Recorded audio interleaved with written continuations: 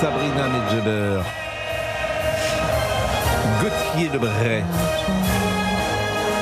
Gérard Magic Carrero. On la siffle pas, on n'est pas maire de Saint-Denis. Exactement. Fabien Antoniente et Olivier Guénec. C'est la Marseillaise d'hier. Je salue Fabrice Lafitte qui a regardé le match quand même hier, j'imagine. Oui. Avec quelques amis. Avec quelques amis, oui. Qui lui reste Très peu d'ailleurs. On a frissonné à la première mi-temps. C'est toujours facile mais toujours efficace.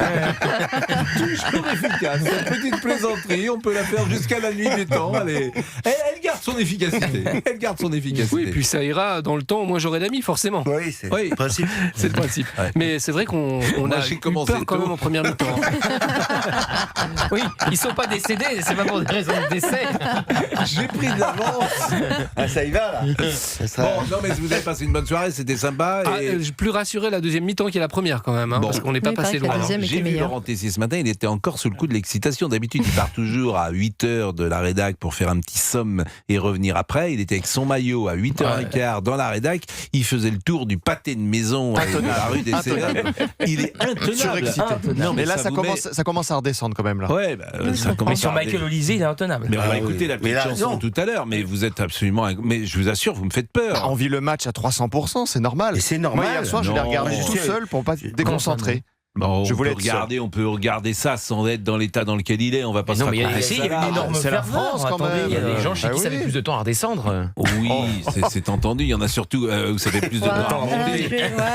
Mais bon, non, mais c'est vrai que là, il y a une forme de candeur ou de naïveté que vous avez, d'enfance pour y aller. Vous êtes le supporter. Et ça va continuer l'année prochaine pour France Irak. Naïveté, c'est ça que j'arrive pas à saisir. Il y a pas de tu distance. peux t'enflammer sans être naïf. Il n'y a pas de distance, il est dedans.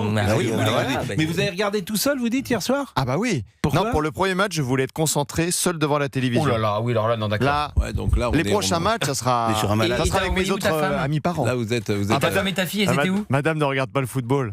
C'est terrible. Donc elle était en train de regarder la télévision dans la chambre. Madame ne le regarde. Madame ne le regarde plus du tout. Déjà, il l'a pas envoyé à Stalingrad comme pour ses vacances. Et monsieur Omar, vous étiez où hier soir? J'étais avec Olivier et d'autres amis pour voir le match sur écran géant. Où ça? C'était vers Chevaleret. Chevaleret? Oui, dans Paris. C'est dans le 13e arrondissement, oui. Mais c'est quoi Chevaleret? C'est un quartier, Chevaleret? Oui, Vous n'avez pas votre passeport. Je vais vous dire, ça fait 40 ans que je vis à Paris, je n'ai jamais entendu ces noms-là dans Paris. c'est vers la bibliothèque François Mitterrand. C'est près de la place d'Italie. C'est pas sur la ligne 7? 6. 6. Et là, Près de la bibliothèque François Mitterrand. Là, il y a un octroi pour passer.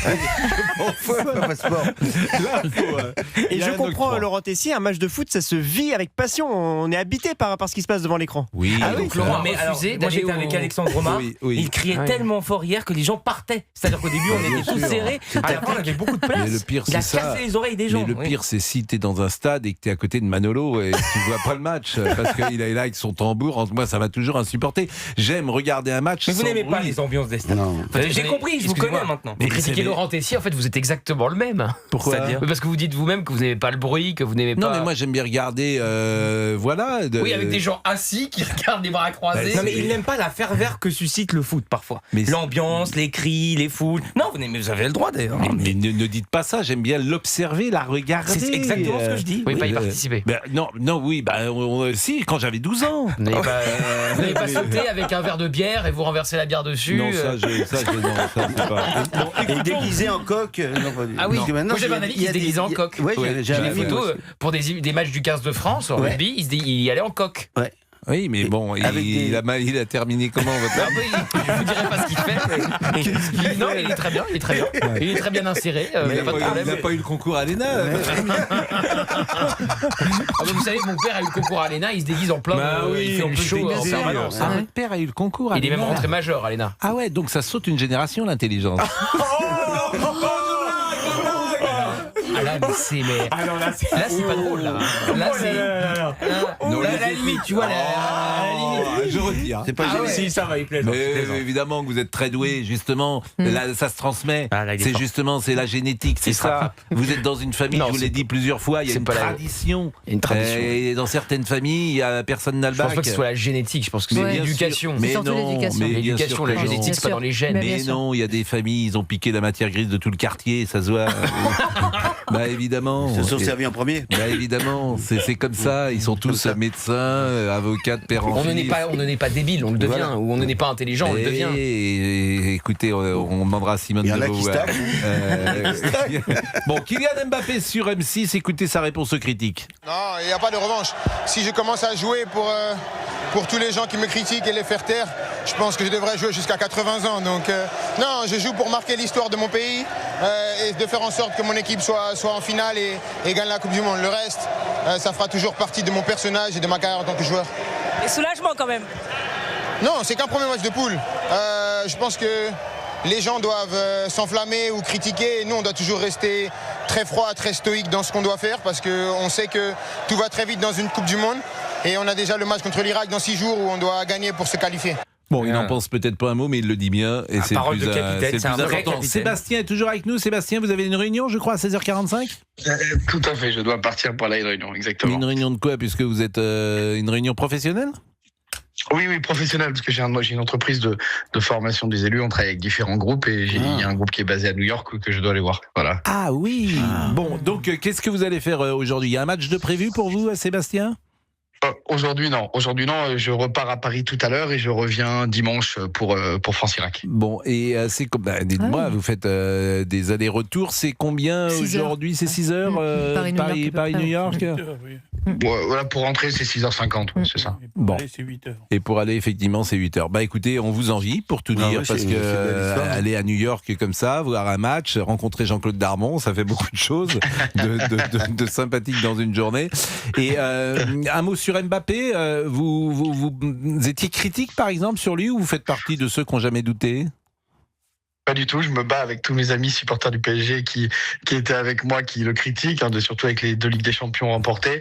Au contraire, moi je pense que c'est un joueur indispensable pour notre équipe, c'est le capitaine, comme a titré l'équipe ce matin, Captain America, voilà, c'est lui qui nous amènera avec tout le monde autour à la victoire, il faut le soutenir, c'est un joueur exceptionnel, 15 matchs en Coupe du Monde, 14 buts, 2 finales, triplé, voilà, on a besoin de lui si on veut gagner le 19 juillet. Est-ce qu'il éclipse un peu Dembélé ? Parce qu'hier on n'a pas vu Dembélé de ce fait. Est-ce que entre les deux, il n'y a qu'une place, un fauteuil pour il y a un fauteuil pour deux. Tout dépend le système de jeu qui sera choisi par Didier Deschamps sur les matchs à venir. Mais ce qui est sûr, c'est que le système de première mi-temps, il fonctionne pas. Il s'apprécie beaucoup, mais il faut qu'il trouve un moyen de pouvoir jouer ensemble. Mais il est évident que en équipe de France, il faudra trouver un moyen pour Ousmane Dembélé de jouer avec Kylian Mbappé parce qu'il n'ira pas sur le banc. Bon bah écoutez, merci. 16h42, c'est vrai que c'est un sujet. C'est un vrai sujet parce que la personnalité de. Merci beaucoup Sébastien et bonne journée. Merci on a Jean-Claude Darmon. Merci à vous aussi. On a Jean-Claude Darmon. Oui, en direct.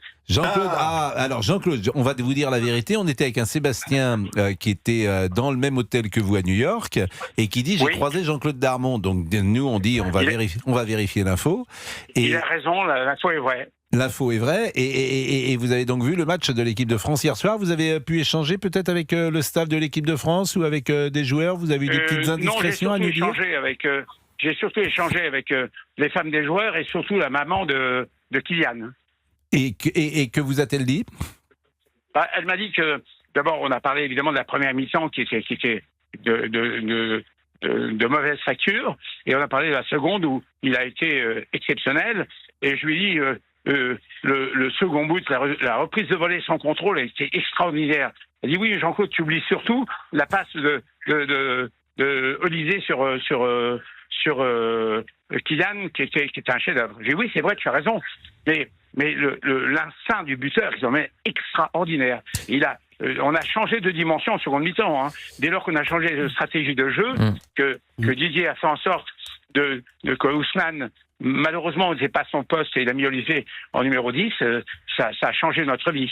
Vous allez rester toute la Coupe du Monde, Jean-Claude Darmon, aux États-Unis ou vous revenez en France ? Je ne pense pas, puis d'abord je pars ce soir. J'ai du travail à Paris. Et après, je reviendrai probablement en demi-finale et en finale, car je sais qu'on sera en finale et qu'on sera champion du monde, quoi qu'il advienne. Bon, Fabien Ottoniente a pris une petite place auprès de vous. Il m'a dit j'aime beaucoup de... Fabien, parce que il est là dans le studio. Un homme que j'aime. Oui. Donc il a dit. Salut Jean-Claude. Si Jean-Claude et je t'embrasse très fort. Et je suis content que tu aies profité de ce match. Parce qu'il y a une très bonne agence de voyage à Paris qui s'appelle Agence de voyage Jean-Claude Darmon. Et alors, oui, mais, si vous voulez, mais justement, c'est une agence de voyage assez remarquable. J'ai augmenté mes prix. Je peux vérifier l'info de tout à l'heure? Oui. Monsieur Darmon, bonjour. Est-ce que c'est vrai que vous avez... est-ce qu'il m'entend? Il m'entend pas. Pascal, vous savez que la gratuité n'entraîne pas la reconnaissance. Mais donc, je vais monter mes prix au max. Bon, monsieur Olivier Guédec a une question à vous poser. Bonjour, monsieur Darmon. Est-ce que c'est vrai que vous avez un avion? Parce que je crois pas Pascal, en fait. Non, j'ai pas un avion, j'ai un ULM. Comme un avion. Ça ne prend qu'un seul Très bonne réponse, Jean-Claude. Allô, vous avez coupé? Allô? Très bonne réponse, Jean-Claude. Bon, d'accord. Bon. Les enfants, je vous embrasse parce que j'ai pas que vous dans ma vie. Bon. Eh ben c'est dommage. Et si vous pouvez nous mettre sur votre testament, on n'est pas contre nous, hein. Bon, dans tous les cas, on vous embrasse. Vous êtes sur ma. J'ai l'homme qui m'a remarqué, qui vient pour me dire c'est grâce à moi qu'on vous parlait en direct. Ah oui, bah c'est Sébastien. Il fait une commission, le salaud. Il vient de une commission, hein. C'est Sébastien, il nous l'a dit à l'instant, donc nous on vérifie. Et puis en plus, vous êtes dans un hôtel français, on peut pas le dire là-bas forcément pour faire de pub, mais. Je suis français, je suis en tricolore tout le temps dans ma vie. Exactement, et vous êtes dans un hôtel à capitaux français. Bon, je vous aime en tout cas, Jean-Claude. Je vous embrasse très fort à vous tous. Je vous embrasse et on vous aime. Jean-Claude Darmon, il est 16h46, on parlera de Kylian Mbappé avec Gauthier. C'était très intelligent ce matin, effectivement, le retour en grâce, ça attirait l'œil et j'écoutais avec beaucoup d'intérêt votre émission qui est ça y va, là, sur la brosse, très performante. Comment? Ça y va là, vous avez quelque chose à vous reprocher?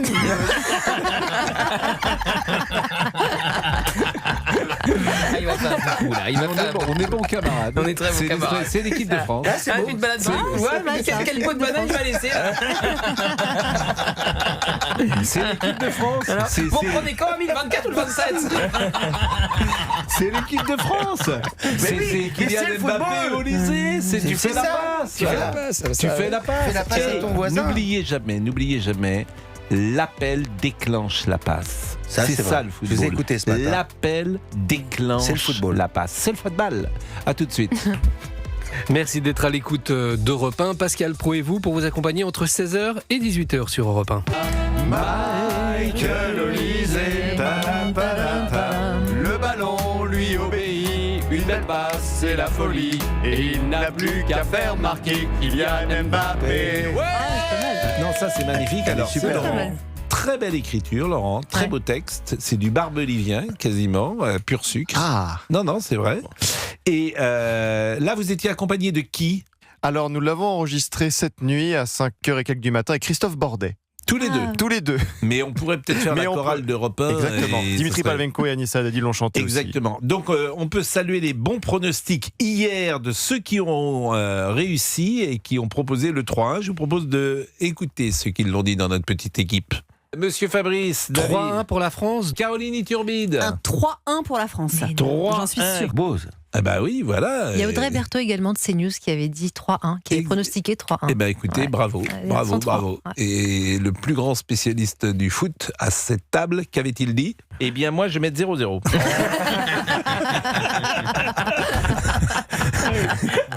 Est-ce que je pourrais écouter ce très grand spécialiste qu'il avait dit? Eh bien moi, je vais mettre 0-0.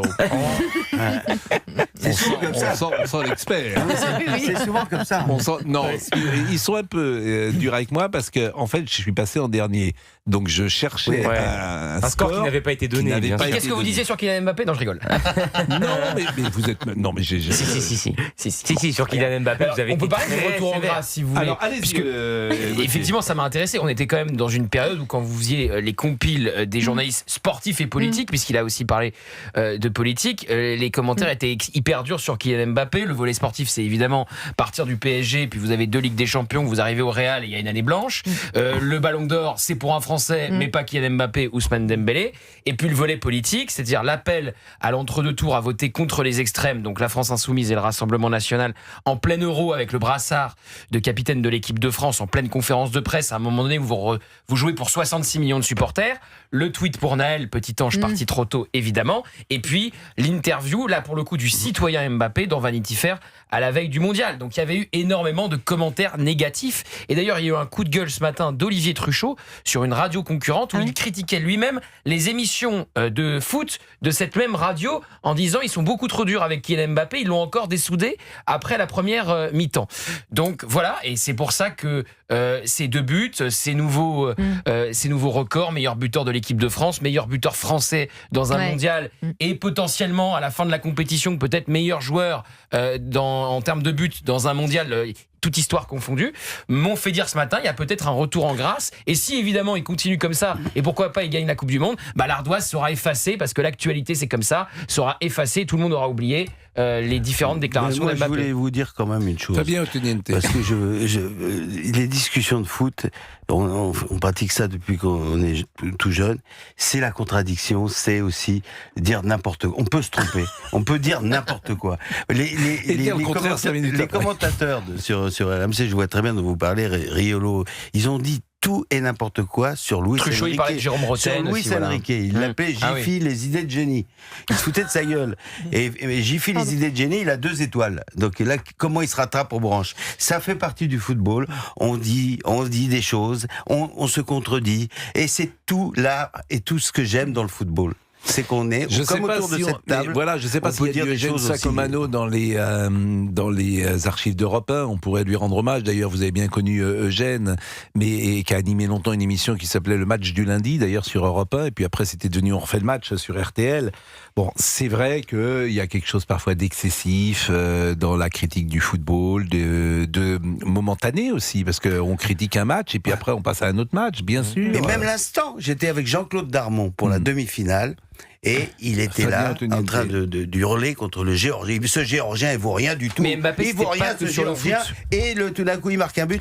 Mais ce Géorgien, il est génial. Bon, c'est ça le football. Mbappé, c'est pas que sur le foot. Même les gens qui n'aiment pas le foot ont un avis sur Mbappé. Je pense, contrairement à ce que vous dites, que quel que soit le parcours sportif d'Mbappé, il y a entre le public et lui un petit différent. Et c'est pour ça. Mais oui, je suis d'accord avec vous. S'il soulève la Coupe du Monde et qu'il a battu tous les records et que c'est devenu le meilleur buteur tout mondial confondu et que la France est championne du monde grâce à lui, l'ardoise, à mon avis, elle sera assez vite effacée. C'est possible, mais c'est pas. Voilà, il y a une petite, un petit hiatus entre lui et. Mais moi, je me mets un peu à sa place aussi. Mais bien sûr, c'est très dur. Vous avez raison. À sa place, parce que vous avez vu comment. En finale de la Coupe du Monde, quand Emmanuel Macron est descendu, il l'a tripoté. Oui, vous avez raison. Allez, 16h57, je vous coupe parce qu'on continuera encore. Vous restez un petit peu de temps avec nous. On parle football. On est d'accord, Laurent Tessier, c'est sympa. Karaoké. Allez, et puis karaoké jusqu'au 3 juillet. Qu'est-ce que ça veut dire, ça, karaoké? Mais vous mettez le bordel dans l'émission. Vous divisez pour régner.